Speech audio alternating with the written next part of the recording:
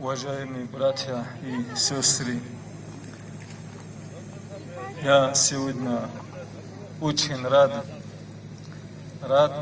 тем, что меня встретили на Ахвахской земле на Гайце. Видите, какими братьями мы являемся. Земля Ахвахская, а на Гайце меня встречают. И представляете, какой многодетный отец я являюсь. Аллаху Акбар! И нагайцы мои дети, и чеченцы мои дети, и разных национальностей, из разных районов. И за это я, конечно, благодарю Аллаха, делаю шукру Всевышнему и прошу Аллаха на том свете, тоже, чтобы Аллах нас вот таким же образом радовал, не различая нацию, кто друг друга любит, вот так там тоже вместе объединили. Представьте, если мы здесь увидим нашего недруга, как противно будет у нас смотреть на них. А сегодня очень приятно, все радостны, все друг друга благодарят. Даже меня даже благодарили. Выступающие, предыдущие. Вам огромное спасибо. В первую очередь я хочу всех поздравить с наступающим месяцем Рамазан. Прошу Аллаха, чтобы Он нам дал силу, возможность, желание поститься в этом месяце, совершать благие деяния, оказать помощь малоимущим. И особенно у нас в горах люди же крепкие, как камни. И они здесь позволяют с кем-то обидеться и даже долгое время не общаться с ними. Поэтому вот эти обиды тоже, вы сегодня здесь нам рассказали, что возят сюда реликвии пророка, алейхиссалату вассалам.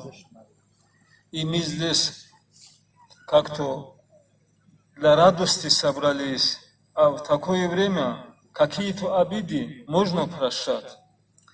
Но для этого, чтобы прощать, нужно мужество.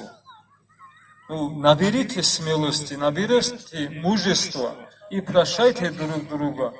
И даже если до сегодняшнего дня не разговаривали, обнимите своего. Пусть будет он родственник, пусть будет он неправ. А если он прав, конечно, ты с ним в хороших отношениях будет. Важно, когда он не прав, с ними, чтобы отношения не держали. Это один момент. Второй момент. Сегодня опять мы собрали здесь в Ахвахском районе. Я где-то лет 15-16 тому назад был здесь. Мне просто душа тянула сюда, а повода не было. Повод сделал Дайтвик, по-моему, если я не ошибаюсь. И мне без разницы, хоть кто сделал, я сегодня пришел с любовью и думаю, имам Шамиль вместе со своими преданными наибами на нас смотрит и присутствует в нашем маджлисе и нам делает дуа.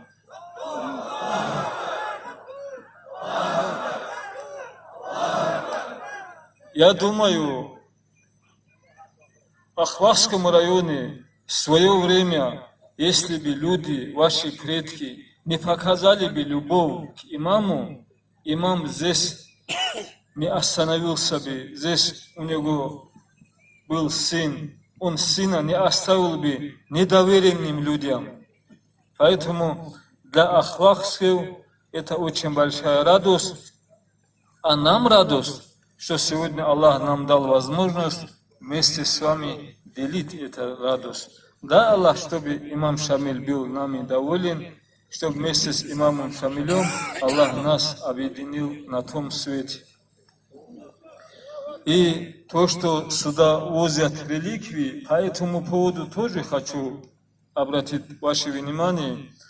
Даже если кто-то не сможет посещать реликвии, главное, чтобы мы их любили. Чтобы мы любили пророка, алейхиссалату вассалам. Любовь – это очень важно. Один пример приведу. Вот когда я был муфтием, один человек, аварец, я замечаю, я его не знал раньше, он меня очень не любит. Я чувствую от него неприязнь. И думаю, я же ему ничего не делал, почему же он меня не любит? Ну, мне чуть-чуть было с одной стороны обидно, с другой стороны думал, а что если он меня, а что мне от этого холодно или жарко? Но все-таки я интересовался. Я же знаю, он с какого селения. Вот этих сельчан я спросил, его предки какими были? Они же не знают, я почему спрашиваю. Они мне рассказали, когда имам Шамиль говорит, это селение пришел, его прадед дергал, говорит, уздечка коня имама Шамиля, и сказал, до каких пор ты нас будешь мучать? Имеется в виду, призывая к войне с неверующим или же кем угодно, имама Шамиля уздечка, говорит, он дернул издевательски. Тогда я радовался, альхамдулиллах говорю, если его предок имама Шамиля дергал, он-то меня не дергал, что он меня не любит, я радовался. Яблоко же от яблони далеко не падает. Когда человека я вижу, молодого, хороший, я не удивляюсь, я сразу спрашиваю про его предков. Какими были его предки, как они относились к имаму, как они поддержали алиму, и сразу выясняется. Поэтому ахвахцы и другие, кто сюда пришел из-за уважения, из-за любви к пророку и реликвиям, вы радуйтесь. Мы вместе с ними и на том свете станем, иншаллах. Еще другой пример. Вот когда имама Шамиля пленили в Нибе, когда его везли, я слышал, дургелинцы встали, вот сколько там метра, сколько будет их население, они имаму Шамилю ногу на землю наступать, говорит, не дали. Коври постелили по дороге. Из-за уважения к имаму Шамилю. Представляете, в такое время, когда его уже пленили, и в то время они показали любовь. От этой любви, имам Шамиль что может получить? Какая разница? Хоть по траве, хоть по камням, хоть по чему угодно будем ходить, это не ему польза. Польза этим людям, которые оказали ему такое уважение, такое почтение. Еще один пример.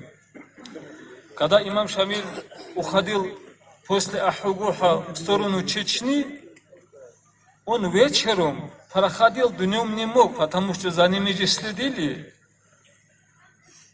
И когда он проходил мимо селения Алмах, он не сообщил алмахцам, что он проходит, и они, алмахцы, узнали, порезали быка, имам в голове и несколько человек, они пришли навстречу, попросили их к себе, и их угостили и отправляли. И в это время имам Шамилю они говорят, почему вы нам не сообщили?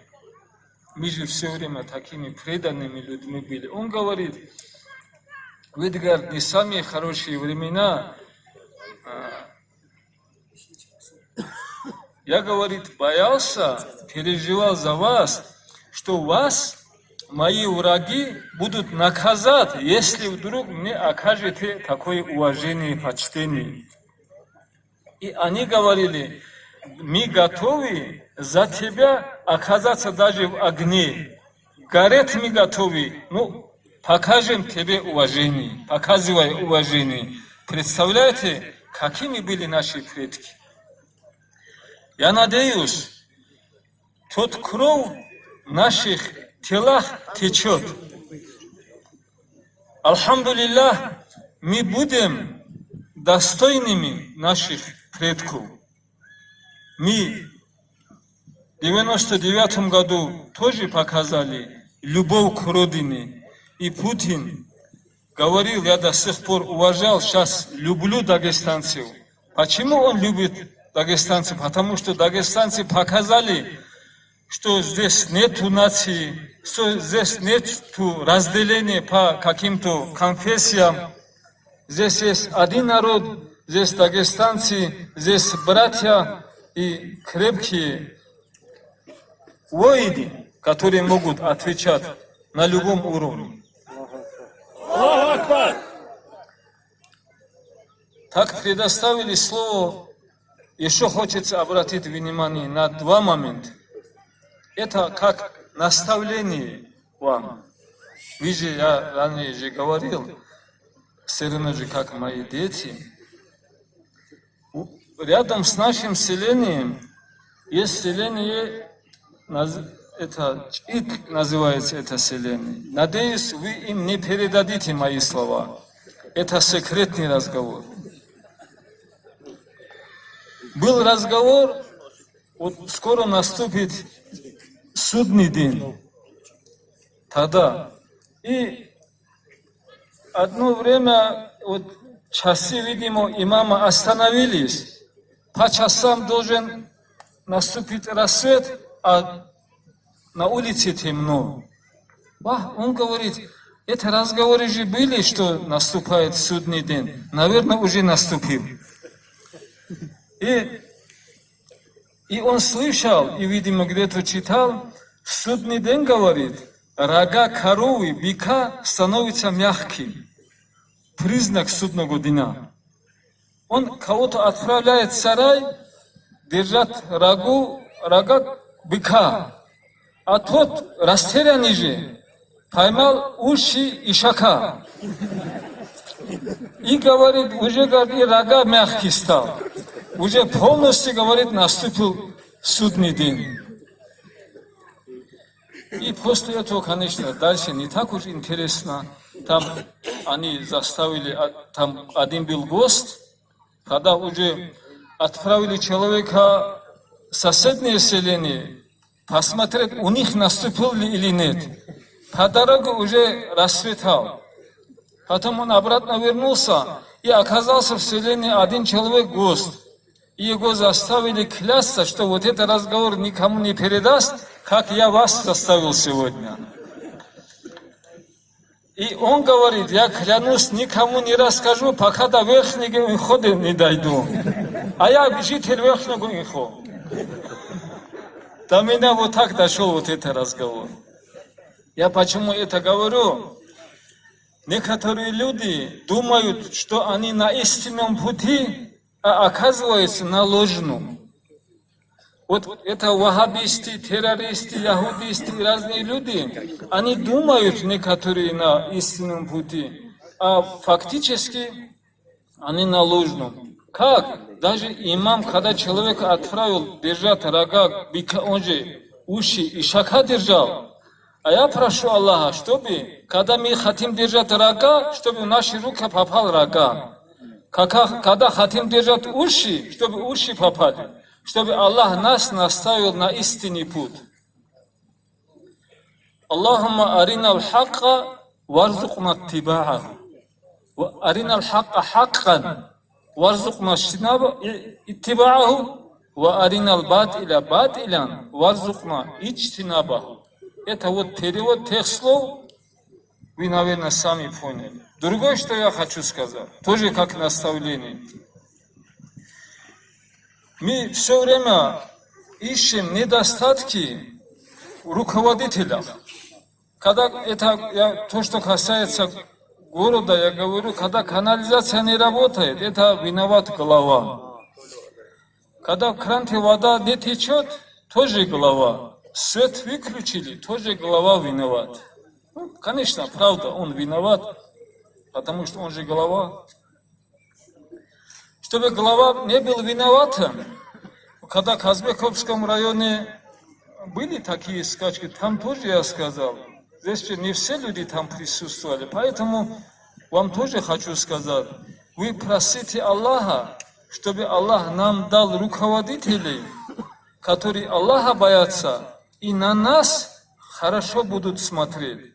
Если по-арабски сказать, «Валли умурана хьярана, вала тусаллит алайна ман ла яхафу бизунубина, ман ла яхафука вала ярхамун». И в конце маленькое как объявление тоже хочу сказать. Вот здесь объявили скачки именем муфтия Республики Дагестан. В Казбековском районе тоже объявили. В прошлом году там Балахуни волейбольный турнир был имени муфтия.